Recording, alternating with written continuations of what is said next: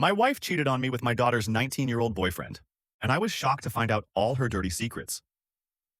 In this post, I will be using pseudonyms to refer to anyone in this post. I, a 45-year-old male, am a full-time dad. My wife, a 43-year-old female, we'll call her Lisa, works as a nurse in a hospital. We've been married for almost 22 years and have two children, calling them Susan, our 19-year-old daughter, currently a senior in high school, and Bruce, our 17-year-old son. They are both the light of my life. My marriage has become a bit tedious over time for a number of reasons, such as her work schedule and my aging since we first met. Our daughter Susan has had a boyfriend since they started dating in their freshman year of high school, whom we call Justin. Susan absolutely adores Justin because he was her first love, and I have always considered him part of the family. This makes the whole situation extremely emotionally painful for me. Last week, I overheard my wife's cell phone screen and caught a glimpse of a text message conversation between her and Justin, and I saw Justin telling her that he missed being with her. I froze in complete disbelief. I spent most of the time convincing myself that I must have misunderstood what I was seeing. However, I didn't misinterpret it because over the next few days I found a file on her computer filled with tons of pornography, and she clearly had a pornography addiction. She also had IG media photos of Justin saved on her computer, and even though those photos were not inappropriate and Justin was fully clothed, it was still the evidence I needed to confirm that I wasn't crazy. I also checked her cell phone at the appropriate time to see more interaction between them. I wish I had never checked it because it would have caused me no end of damage. I overheard her using her phone and her texts weren't open, but the apps were still running. You know, on a smartphone, when you swipe up, it shows all the open apps and you can close them.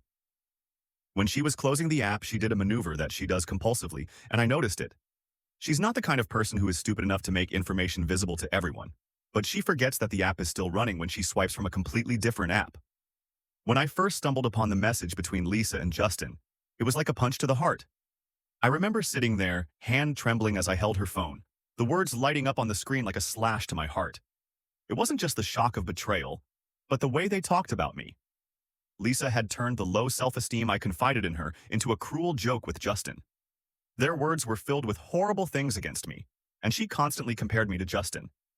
She would call me a greasy fat ass, among other things, and Justin would respond with laughter and messages that were peppered with emoticons and haha-s of random cruelty that made me cringe. In one conversation, she wrote, "Can you believe he tried to wear those sexy panties last night? It looked like it was about to burst." Justin replied with a string of smiley face emojis, adding, "He's so old he probably thinks it's still sexy."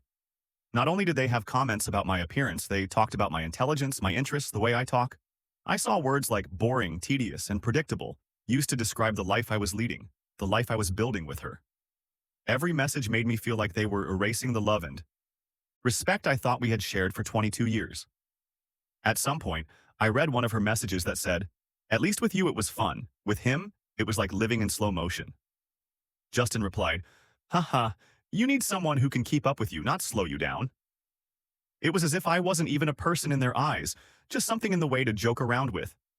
As I sat there, reading each message, I felt myself shrinking, becoming more and more insignificant.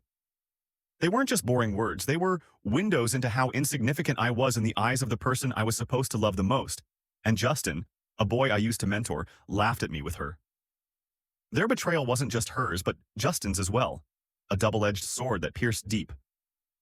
I remember closing the app, the screen going black, and looking up at the family photos on the wall, the smiling faces across the room in stark contrast to the contempt in those messages. It was in that moment, surrounded by their laughter, that I realized the woman I was married to was not the one smiling in those photos. And I couldn't help but wonder how many times they shared a laugh at my pain, how many times my pain became their punchline. I've always had a gut or paranoid feeling that Lisa has been betraying me, but I never thought it would happen. Last month, I found a pair of panties in our bedroom that I knew weren't mine or my son's. I turned a blind eye to it, naively thinking it might be our son's, even though that made no sense. Not only was she betraying me, she was betraying our daughter. I am completely devastated, and I don't even think there are words that can adequately describe the fear, anger, and shock I am feeling right now. I am completely overwhelmed and don't know how to deal with this because obviously action needs to be taken, but I'm afraid of the psychological impact this will have on my daughter. I have absolutely no idea how to broach this totally confusing subject with her. I don't want to impose this dilemma on my worst enemy. I can't even believe I married this selfish, despicable guy in the first place. Then my thoughts began to race, and I realized that I had begun to notice her particularly unusual behavior, just about the time Justin turned 18. She was 19 years and 8 months old, and I couldn't tell when their affair had started. Trying my best to figure this out, she seemed to be deleting texts every couple weeks, so I couldn't pinpoint exactly when this whole thing started. Was she waiting for Justin to turn 18 before she started pursuing the affair? There are so many layers to all of this, and I'm completely paralyzed by fear and despair that none of it makes any sense. How did this happen? Was I really a fool for letting all of this happen right under my nose? Susan adored Justin because she confided in me every time how much she loved him, and the idea of revealing this sickening truth to her now horrified me, and the effect on her young heart and mind could be devastating. My heart aches for Susan and Bruce, both completely innocent bystanders. I haven't confronted my wife yet because I frankly fear a domino effect. I don't know who to confide in about this first. I share my story not to seek sympathy, but to seek understanding and perhaps advice from those who have wrestled with deep betrayal. I hope to be able to share the rest of my story with you soon, because it also means I'm brave for once, and it's time for me to say goodbye to the past. Thank you all for listening. Thank you all for your support. I feel incredibly grateful. Sorry if I haven't responded to your private messages. I'll address those when I can. I am dealing with a lot right now and taking many steps that need to be taken. I want to make it clear that the whole not telling my son thing was never something I considered. I'm not trying to make it seem that way. I'm just saying that I'm very scared, but obviously this needs to be addressed, and it's one of many steps in my overall plan. I'm currently playing the fool and trying to gather as much evidence as I can in order to be prepared for anything. I will protect myself and make sure I don't put myself in any potential danger. I will post a more detailed update as soon as I can, but please know that all of you have touched my heart deeply and made me feel less alone.